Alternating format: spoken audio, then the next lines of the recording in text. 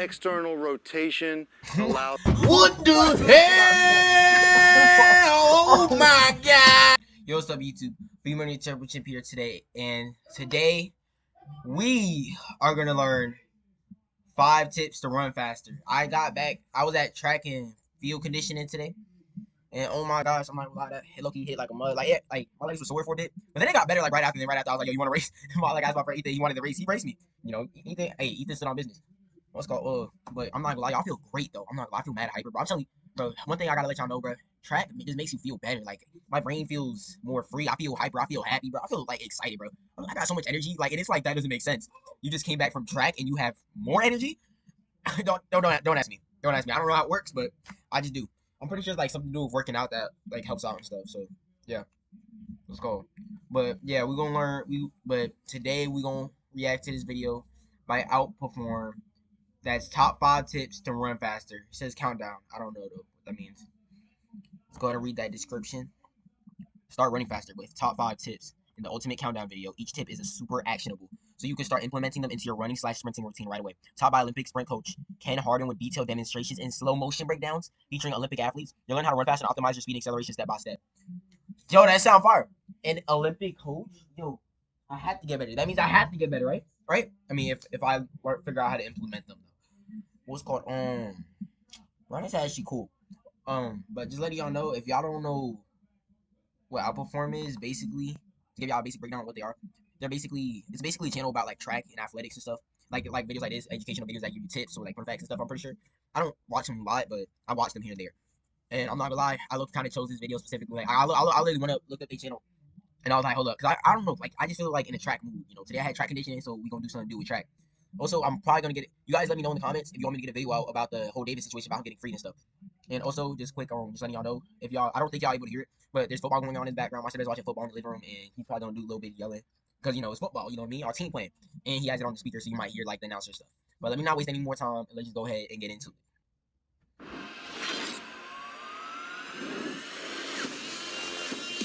Tips to run faster, baby. Bro, I'm only gonna improve from here.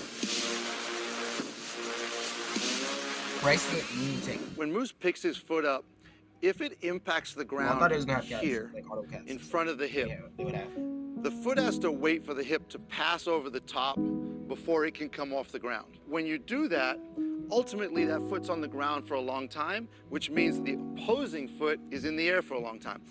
The general concept of sprinting is we want the least amount of ground contact time to create the least amount of air time. So what we're looking for here, go back and just pick this leg up.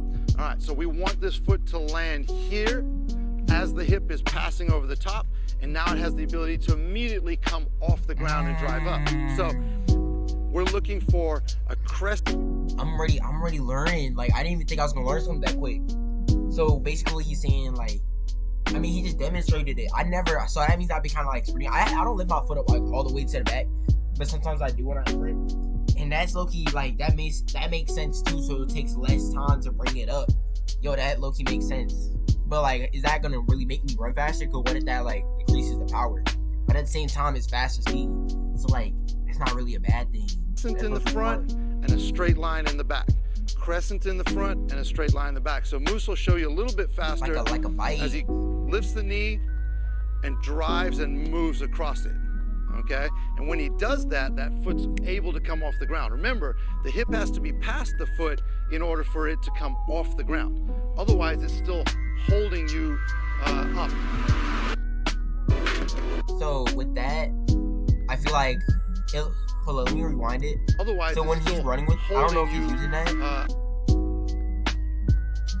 That look, he looks, first of all, I think he's bending his back too much, but I don't know much about that. Okay, but I see, so like, and it also looks like he's not running too fast with it, but I feel like if you learn how to use that correctly, you could like explosive. And he's an Olympic coach, so he has to be, right?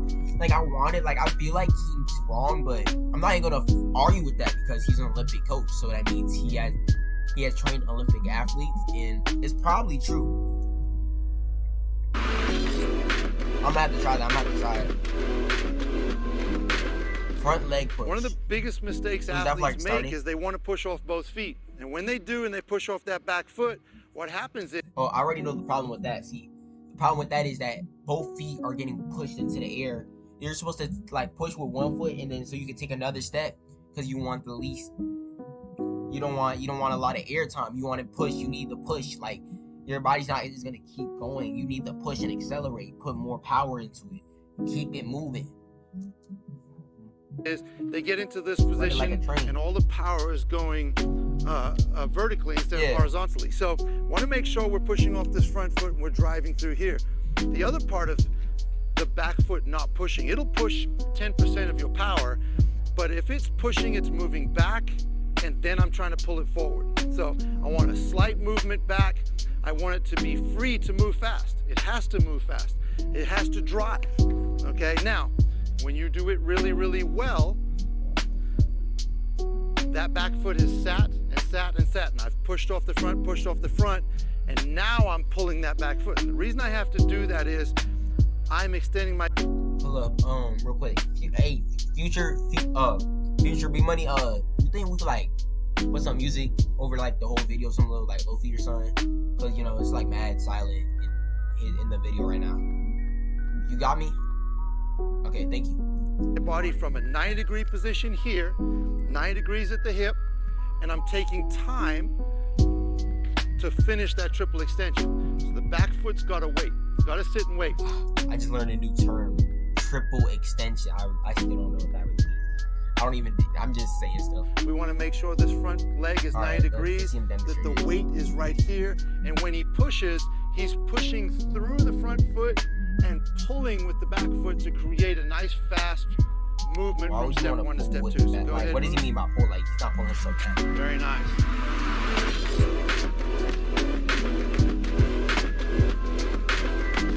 What does he mean about our goal when sprinting is to line up our forces and hit it as hard as we can to drive the body in a straight line.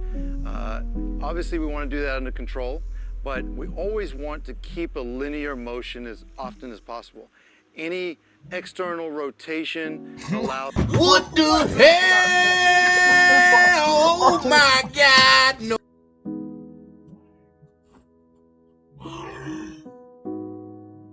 Why is his knees going in? Or I'm sorry. I know it's like I think it's supposed to be a joke. Cause why is it moving like that? Why is he twisting with it? What the frick? I'm sorry, yo. Oh my gosh. Holy smokes. I'm sorry. That's... Bro, like, why is he moving it like that? Why is he sprinting like that? What type of technique is this? It's left and right. It's not taking us to our ultimate destination. We know that the fastest way from point A to point B is a straight line. That's not what they meant when they said running the zigzag. We'll have our athletes use the lane line to run down instead of running in the lane. This allows them to feel the drift when they're running. We often... Wait, hold up. Let me rewind it. I don't really understand what he said. We'll have our athletes use the lane line to run down instead of running in the lane. Like run on the line, yeah. Also, just something like that. Also, fun fact: the line, like if you run to like the most inner line, that's a shorter distance than if you were to run in the center. Like that's the shortest distance because it's closest to the center, which is the shortest distance out of all of them. But you don't have to worry about it that much because I'm pretty sure like they space out the things, space out the lanes, like from when they start to when they finish. That's why some lanes, like some people are a little behind and some are in front, because like to get that distance, like so it could equal the same basically. Allows them to feel the drift when they're running. We oftentimes do a seated running drill to try to keep the hands in a linear motion and not allow across the body motion. When we do that, it allows for a chain reaction. The hands dictate what the legs do. So if I can get my hands going straight up and down and straight forward, then I get the whole body moving in that straight line. See, some of my coach taught me in middle school, like it wasn't my track coach, it was my dean who did conditioning. That was before track. I would just do it to do it. And something he taught me, cheek to cheek. Cheek to cheek. That's what he would say, cheek to cheek. I know it sounds funny, but cheek to cheek. Yo, face cheek to your butt cheek. Yeah. And don't act like I can't see you over there. Stop. So ultimately, we want linear motion as often as possible, zero external rotation, and for most athletes, that external rotation will start in the head and it'll start in the hands. Anytime you let the hands go across the midline of the body, you're gonna get it. Guys, just letting y'all know, don't be like Ezra Miller Flash. Don't be, you know what I mean? Future me, put the clip, play the clip. You know what I mean? Yeah, see, y'all get what I mean now. Drift at the feet level as well. Yeah, that form definitely. Yeah, I need to learn how to keep my head straight a little better. One thing people always complain about is that I'm always turning. Sometimes I turn my head because I be looking at the people running next to me, which also cuts off your airflow. And what's called another thing is I also need to stop moving my head. I think that is like more of I just need better neck stability. I don't know though. For real.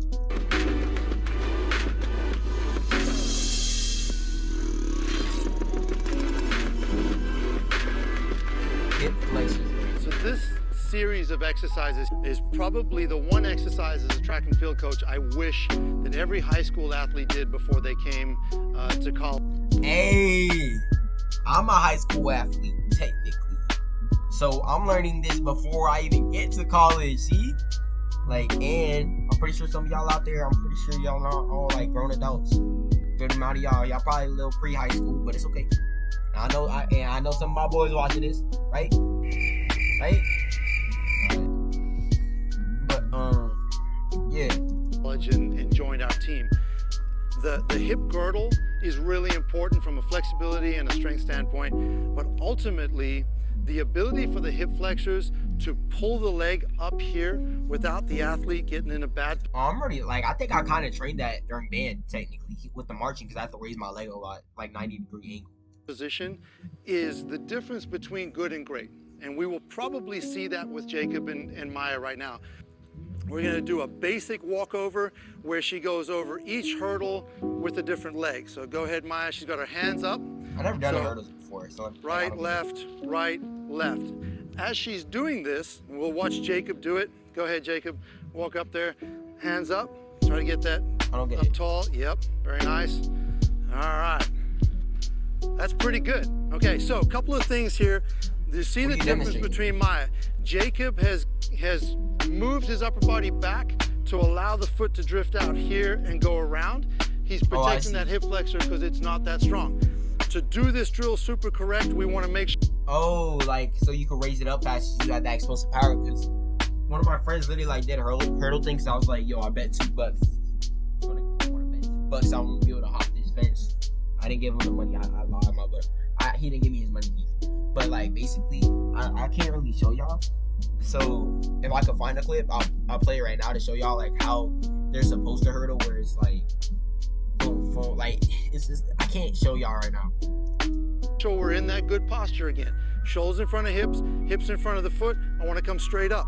I'm over, I'm straight up. I'm over, I'm straight up. If I can, I want to stay on my toes and maintain the hip posture all the way up. Generally, we do this with the hands up. You can use the stick if you want to.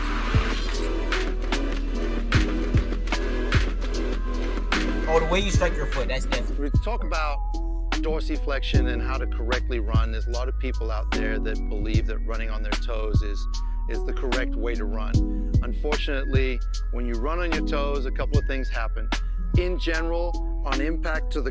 By running on my toes, I'm guessing, I hope he's gonna say that you're supposed to run on the balls of your feet and not your toes. Because if not, or the front of your foot, front area of your foot. And if not, then that means I've been running real wrong lately. But I'm pretty sure I've been running correctly. Ground, if I'm running on my toe, I'm forcing the hip out of position. Yeah, because the way, look at the way he's showing it. He's showing you're supposed to run if you get it, think about this the balls of your feet. These are your toes. You're supposed to think a good way to think about it like you're a velociraptor for real. You know how they be standing up with their feet all up and junk, or like a kangaroo. I don't think kangaroo, no, wait. Not a kangaroo, but like a velociraptor. I'm contacting the ground too early. It's happening out in front of the hip, from which then creates a braking motion, a slowing down motion. Oh, I think what he's trying to say is you gotta lean forward with it. You gotta keep pushing, push forward instead of landing on your toes, like I was saying. Because if you do that, also you can't run. So the dorsiflexion and attack of the ground using the ball of the foot is where we want to be. You can tell the foot's landing. Like, if you watch track athletes, like, look at his foot right here. You see how, like, how it's landing right here? It's, like, right here. And then he could push off that, like, fling off that. Like, it's probably is slowing him down a bit. But there's more pros than cons. There's more positive energy than negative energy. I don't know. I know there's more, like, there's a word for it. I think it's newtons, but I'm not going to go into that. But, like, as you could, like, you can see how he, like, you see how he lands right here. Then he could push off, then bring that foot up, then push off. Like, what he's supposed to, I think, and, like, and that just continues the motion. Under the hip is at the same time passing across and on top of the ball of the foot and allowing us to drive down the track. Like, see, you see how his foot's landing right here? That's why spikes are at the front. Because you see how that's, like, landing on the ball of his foot, and then he could push off that, drag this leg up, then bring this one down while he's bringing this one up. Like, you get it? I can create momentum in the direction we want to go. The very first thing we teach is dorsiflexion in any drill we want to go. Also, another fun fact, like, you see how he's also bringing his leg out? You got to do that so you could get more distance in a shorter amount of time. Like, you see how he brings it out a little more too. Like, I feel like that's something band could help you with too. Like, it's almost a 90, but not fully a 90 because you still need to hit it at that angle to push forward. But you do need to drag your leg out so you can get more distance. Because that's why like tall people are like more faster because their legs are longer, so they could get more of that distance. And yeah, they get more of that distance. So in a good way to make up, like if you don't have crazy height or your legs aren't like very long, a good way to make up for that, I'd say, is like explosive power. I'm pretty sure, because explosive power, that's where the speed mainly comes from. But yeah, like if it takes less steps to get there, it's gonna be faster. The very first thing we teach is dorsiflexion in any drill we do, whether it's a plyometric drill, it's a running drill, it's a drill in the weight room. We don't want people lifting on their toes. We want them on the balls of their feet. And first of all, why would you be lifting on your toes? That sounds horrible. That sounds painful. Who's out here lifting on your toes? Like, bro, that has to hurt. Like, you just trying to like push yourself? See how strong your bones is? Like, what the heck? Moving. Then I feel like the balls of feet, that makes more sense because I also train calves. Like an athlete. That's what we call it, right? Move like an athlete. You've never seen anyone run on their toes that looked like an athlete. So, hey, sometimes you gotta move like an athlete. Make sure that you have really, really fast feet. I know that was a bar, but you better get out my way before I hit you with my car. Smacked him in the face and took his shirt and covered his face and then punched him like I'm Happy Gilmore because I'm like that. Attack the ground with the ball of your foot. Put the foot down. Drive it in. And you better not do anything, because if you don't even think of fighting back, please. No. I saw it. To the ground and create motion down the track. Anytime we have an athlete that toes out and points their toe, and this happens a lot with gymnasts that come over to track and field, we spend an inordinate amount of time working on pulling the foot down to the ground. We can do this. Not wrong, though. Like, you see how like he has the little space, and then for like the balls of his feet to smack the ground and push. This from a stationary position. I'm just pointing that out because I want to teach y'all. I want to help educate y'all. And I'm also learning, because I'm not gonna lie. No, I only been in track and field for like 1 year, and it was in middle school. My middle school didn't have the best coaches, but like from experience, like I know this stuff from experience from running, so I have like a little bit of knowledge on it, and I want to help also like teach y'all and make y'all understand it better and point out certain things for like new runners. Starting with wall pulls and driving the foot like this, and then we can progress into all-out drills. A skip, B skip. You know what I mean? Like, why does he look like a dancing dolphin? Yo, future me, pull that clip up too. And things like that.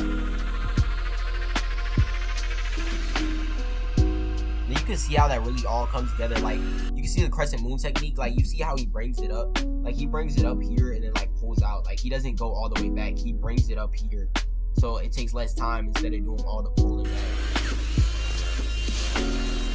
Dorsiflexion. Oh, that's like an actual word. Oh, like I thought you just like I thought I was like a muscle or something, some weird muscle or tendon. No, that's what the technique is called. Okay, we learned a new word. Dorsiflexion.